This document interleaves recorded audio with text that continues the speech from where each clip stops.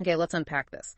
Artificial intelligence. I mean, it's transforming pretty much everything, isn't it? Our daily lives, sure, but also the global balance of power. Absolutely.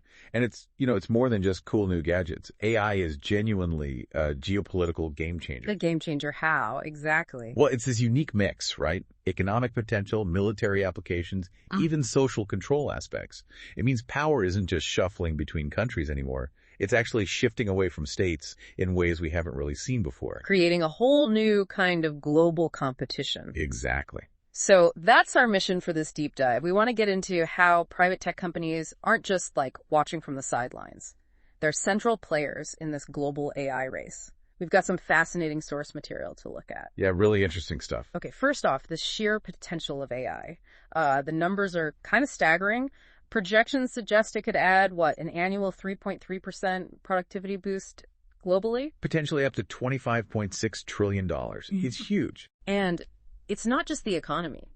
It's set to fundamentally change warfare, intelligence gathering, the works. It really follows a historical pattern if you think about it, like electricity or computers. They drove major shifts in international power.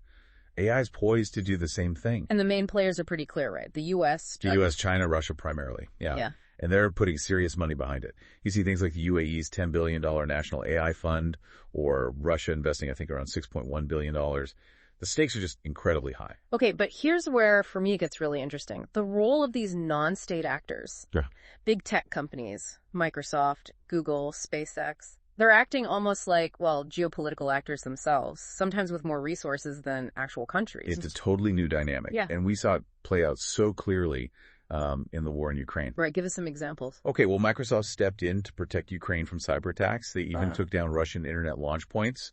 Google, they temporarily turned off live traffic data in Ukraine for safety. And Starlink, that was huge. Oh, definitely. Elon Musk's Starlink kept Ukrainians connected.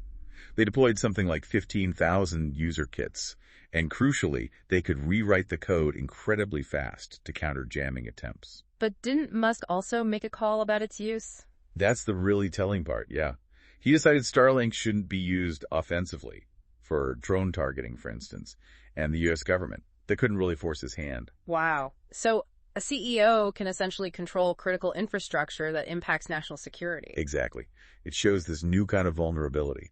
State sovereignty looks different when a company can just flip a switch. And there were other companies involved, too. Yeah, on the other side, the Chinese drone company, DJI, faced accusations that they were enabling Russia. They ended up suspending sales to both countries. And Ukraine itself has shown real tech savvy. Absolutely.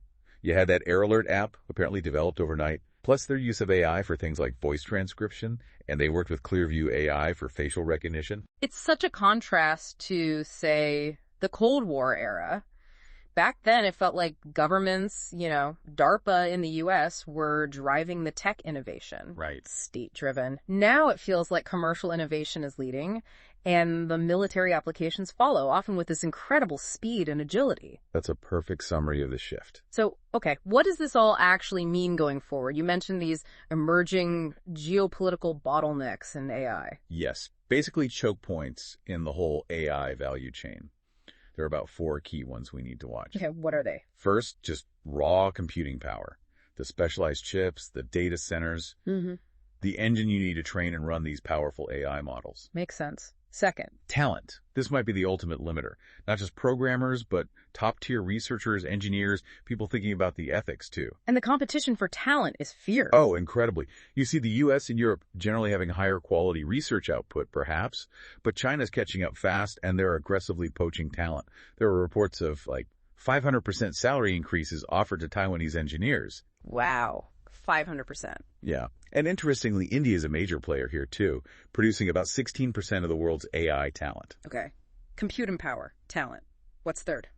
Data. AI needs vast amounts of it. And we're seeing this global trend towards data nationalism or data sovereignty. Meaning countries want to keep their data close. Essentially, yes. Control over their citizens' digital information. China's PIPL law, for example, mandates data localization, keeping it within China's borders. India is talking about a data colonialism framework to stop exploitation of its data. Right, preventing others from just taking it. And the last bottleneck. The physical infrastructure. Right. And its environmental footprint, which is often overlooked. Data centers use enormous amounts of energy and water. Global computing electricity use could hit like 21% by 2030. 21%. Just for computing. That's the projection. And training just one large model like GPT-3 reportedly used 700,000 liters of fresh water. That's staggering. It really is. Okay, so these bottlenecks shape the competition. And different countries are taking different approaches to AI governance too, right? Very different paths. The U.S., broadly speaking, has a more light-touch, industry-led approach. Let companies innovate. Well, China is. Much more centralized.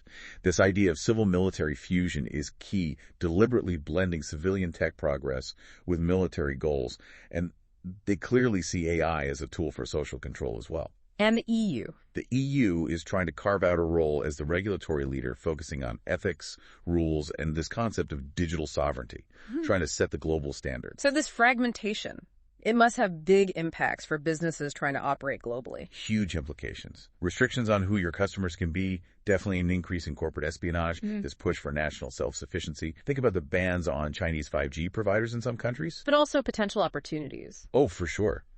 For companies that can figure out how to navigate this complex landscape, maybe finding niches in third country markets, there are definitely new opportunities emerging. Okay, so wrapping up, this really leaves us with a big question, doesn't it, for you, the listener, to think about. As this AI race just keeps accelerating, reshaping our world, how are nations and these incredibly powerful companies going to adapt? How do they navigate this complex dance between tech progress and global power?